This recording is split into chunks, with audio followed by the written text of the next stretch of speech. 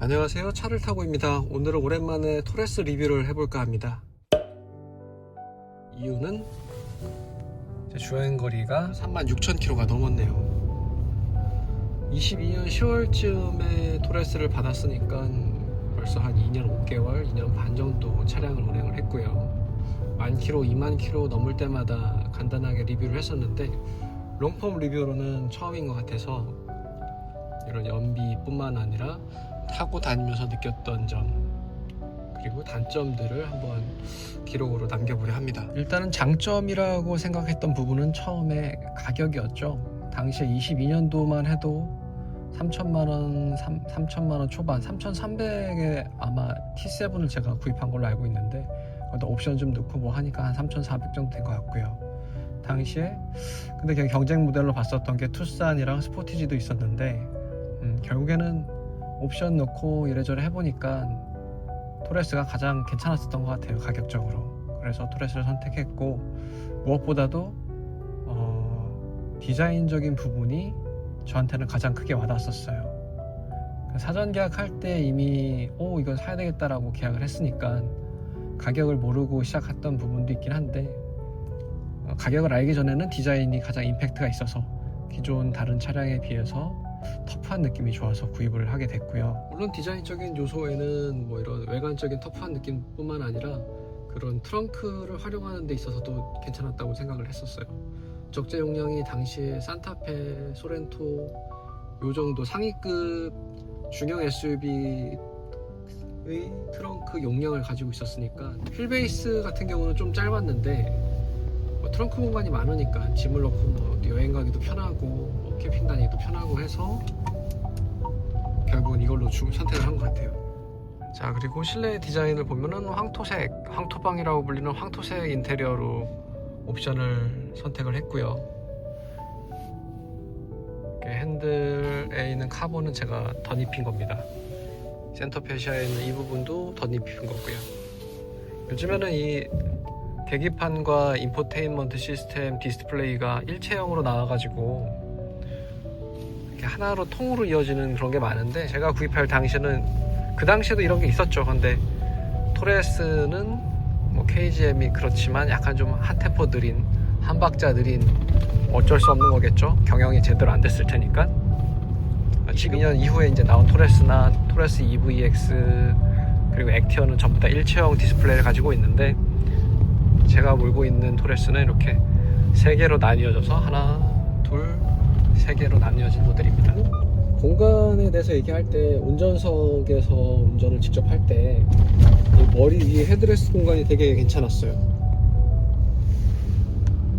그래서 고개를, 그러니까 상체가 길어도 앉은 키가 높아도 머리가 천장에 닿지 않고, 그러니까 운전자뿐만 아니라 옆에 있는 동승자들도 뭔가 이렇게 장거리 여행을 했을 때 머리를 이렇게 좌우로 돌린다든지 스트레칭을 한다든지 할 수 있을 만큼 넓은 공간이 나와서 좋았고, 뒤에 공간은 이렇고요. 아쉬운 부분을 또 공간적으로 얘기를 한다고 하면은 이게 뒷열이 이게 5인승 SUV거든요. 요즘에는 5인승, 7인승, 9인승, 뭐 6인승 다양하게 나오는데 뒷좌석이 벤치형 시트, 그래서 3명이 쪼르르 앉아야 되는데 뭐 3명 앉을 일이 거의 없죠. 왜냐면은 가족 구성원 자체가 이제 다 해도 3명이니까 각 자리에 한 명씩 빼게 한 자리씩 차지하면서 앉아있을 뿐이긴 한데, 모르겠어요. 이제 이게 만약에 4인용으로 나와서 시트가 독립 시트로 돼 있으면 좀 더 편하지 않았을까라는 생각도 하고요. 중간 부분을 공간을 없애는 대신에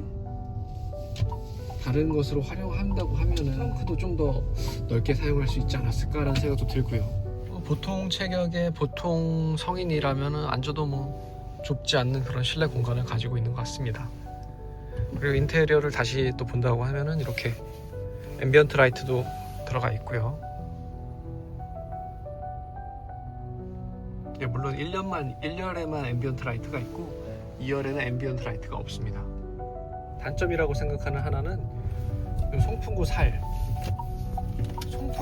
되게 두꺼워요. 그래서 일반적인 그런 방향제 클립을 꽂거나 아니면 거치대를 송풍구에다 거치할 때 살에 물릴 수가 없어요, 일반적인 제품은. 그래서 뭔가를 걸어서 하는 그런 제품이거나 이렇게 해야지 이렇게 집게처럼 찝는 형태로는 거의 힘들고 내비게이션 위에다가 올려놓고 사용하는데 이렇게 딱 일체형으로 나온 제품이 아니면은 거치하는 게 쉽지 않다.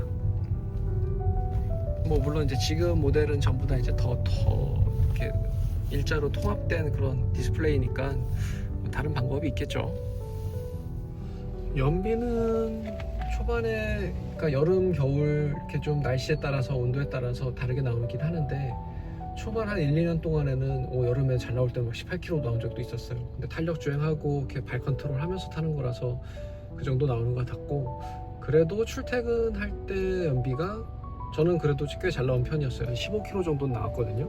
근데 겨울이라서 지금 별로 연비가 안 나오긴 하는데 그래도 공식 연비보다는 잘 나온다. 시내 주행도 그렇고 고속 주행도 그렇고, 아니다, 오히려 시내 주행이 더 괜찮았고 저는 고속 주행에서 좀 만족하지 못했던 게 고속 주행해도 뭐 시내 주행이랑 별반 차이가 없는 정도 나왔던 것 같아요. 그러니까 이게 고속으로 올라갈 때 이제 그런 기어 단수가 6단백이 안 돼서 그런지 약간 좀 효율이 떨어진다 이런 느낌?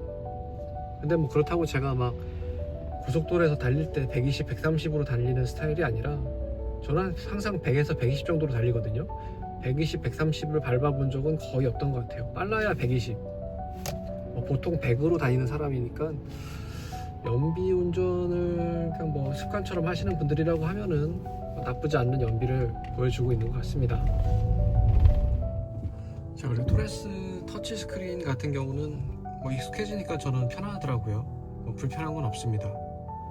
공족이나 이런 것도 한 번 뭐 더 터치하면 되는 거라서 크게 불편한 건 없어요, 사실. 근데 그래 버튼이 나와서 좀 바로바로 누를 수 있는 게 있으면 좋긴 하겠는데 뭐 그거야 사람들 적응하기 나름인 것 같아요. 토레스의 주행 질감은 확실히 초반 그런 스타트나 아니면 저속이나 중속이나 도심에서 운전할 때 이렇게 답답함 같은 건 없어요, 사실은. 뭐 저희가 얼마나 빨리 달리겠습니까? 60, 70까지는 쭉쭉 올라가는 것 같고요.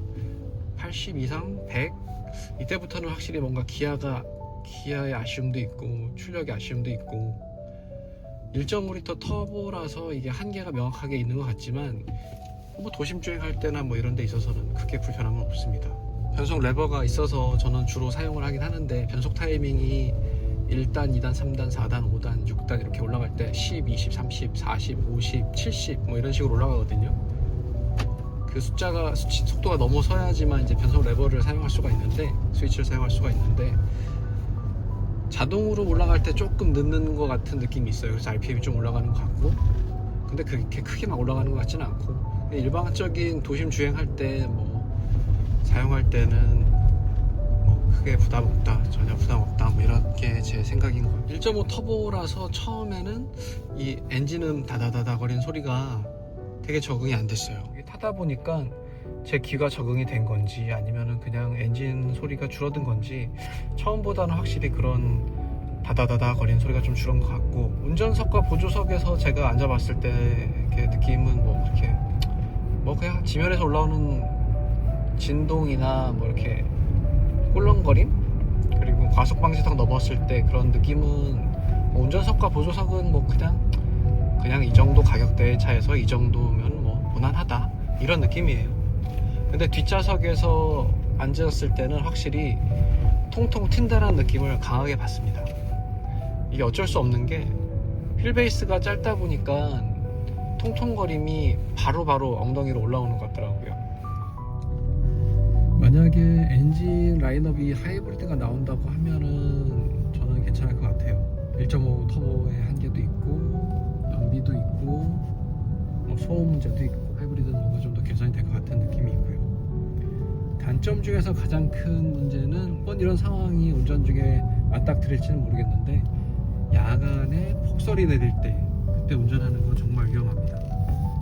물론 다른 차들도 그렇고 제 영상 중에서 LED 헤드램프가 눈에 덮여서 보이지 않는 게 되게 많은 관심을 받았었거든요. 근데 실제로 눈을 많이 맞으면 LED 램프는 열이 없기 때문에 눈이 쌓여요. 근데 헤드램프의 그 구조가 눈이 잘 쌓이는 구조로 되어 있어요. 안쪽으로 이렇게 파여져 있고 헤드램프 커버가 없기 때문에 눈이 계속 쌓이는데 뭐 다른 차들도 눈이 많이 온다고 하면 그게 문제가 되겠지만 이 쌓여서 빠지지 않는 것도 문제가 될 수도 있고, 그래서 이 부분은 좀 개선이 되었으면 합니다. 헤드램프 커버를 지급해줘서 이제 눈이 많이 오면은 장착을 하고 다니는데요. 좀 더 풀 커버로 해서 이렇게 뭔가 그 틈 사이로 들어오는 눈도 좀 막아줬으면 좋겠고요. 사실 뭐 그걸 한다고 해서 눈이 쌓이지 않는 건 아니에요. 다른 차량들도 마찬가지겠지만 LED 램프의 그런 열이 나지 않는 그 램프의 특성상 헤드램프에 눈이 쌓이고 이렇게 막 정말 백내장 낀 것처럼 헤드램프가 뿌옇게 되는데, 이게 참 문제네요. 디자인적으로는 너무 이쁜데 눈이 올 때는 정말 위험하고, 그렇다고 이렇게 큰 눈을 야간에 맞는 경우가 몇 번이나 있을까라는 생각을 해보긴 하는데, 저처럼 도심에 사시는 분들이라면 별 문제가 안 될 수도 있어요. 헤드램프 말고도 가로등이나 이런 빛이 많기 때문에. 그런데 지방에 사시거나 뭐 산중 운행을 한다고 하시면 해도 일찍 지고 가로등도 좀 적을 수 있을 수 있고 하니까 좀 위험한 경우가 많지 않을까 싶어요. 자, 이제 정리를 해보자면, 장점은 가격이 아직까지는 싼 것 같다.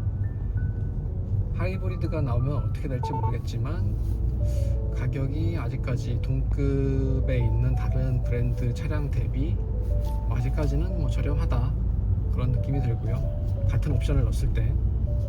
그리고 공간이 넓다. 트렁크 공간이 확실히 넓다. 그래서 3인 가족 정도 되시는 분들이 사용하시기에는 딱 좋을 것 같아요. 차박하기도 좋고 짐 넣기도 편하고, 트렁크 같은 거 넣고 여행 다닐 때 정말 편하거든요. 유모차 같은 것도 그렇고, 물론 다른 차량도 그러겠지만 동급 대비 가격 대비 트렁크 공간이 확실히 넓다. 그리고 실내 인테리어, 지금 제 차량은 1세대 차량이라서 좀 그렇긴 한데 2세대 차량부터 EVX나 뭐 토레스, 쿠페, 뭐 액티언 다 비슷하겠지만 나쁘지 않다. 이 정도면은 뒤처지는 느낌도 없고, 물론 소프트웨어적인 부분이나 UI가 좀 보기 안 좋거나 좀 느릴 수는 있는데, 이런 부분은 뭐 개선을 해야 될 부분이니까 당연히. 하지만 디자인적으로 봤을 때 뭐 나쁘지 않다라고 저는 생각이 들고요. 연비, 공신연비 13.1km로 저는 봤는데, 연비는 저는 잘 나오고 있는 것 같아요. 그 이상으로 기본 한 15km 이상 나오는 것 같고, 지금은 제가 겨울이라서 좀 더 줄어들 수는 있긴 한데 나쁘지 않았습니다. 연비 지금까지 사용하면서 크게 나쁘지 않았고, 잔고장 없었고, 그리고 디자인적인 요소는 여전히 저는 괜찮다고 봐요. 현대에서 산타페도 나오고, 투싼도 페이스리프트 한다고 하고, 펠리세이드도 풀체인지 돼서 나왔는데 그런 투박한 느낌도 있긴 한데, 현대가 가지고 있는 그런 투박한 느낌의 SUV와는 또 다른 느낌의 KJ만의 그런 투박한 느낌이 있어서 저는 더 마음에 드는 것 같고요. 단점으로는 하이브리드 모델이 아직 없다는 거, 그리고 승차감이 뒷열이 특히 안 좋다는 거, 통통 튄다는 거. 휠베이스가 짧아서 어쩔 수 없다라고 생각을 하지만, 그래도 뭔가 좀 더 개선이 됐으면 좋겠다라는 생각이 들고, 저 같은 경우는 참 20인치 타이어를 휠을 끼워서 그럴 수도 있는데, 휠이 작아지면 작아질수록 승차감은 좋긴 좋더라고요. 그래도 멋을 위해서 20인치를 한다고 했을 때 그 승차감이 통통 튀는 거는 같은 20인치 휠을 낀 다른 차량에 비해서는 좀 더 심한 것 같다라는 생각이 들고, 또 단점을 찾자면 가끔씩 소프트웨어적인 오류가 발생한다라고 하시는 분들이 있는데, 저는 크게 사용하지 않아서 아직까지 그렇게 큰 어려움은 없었습니다. 리셋하면 되긴 되는데, 동글 사용하시는 부분이나 애플 카플레이나 이렇게 사용하시는 분들이 조금 소프트웨어적인 문제가 있다고 하시니까, 그런 것들은 업데이트를 통해서나 KGM 서비스 센터 통해서 개선을 해야 되겠죠.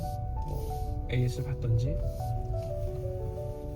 그거 말고는 딱히 단점을 찾지는 못한 것 같아요. 이상 36,000km 이상 운행한 토레스의 리뷰였습니다.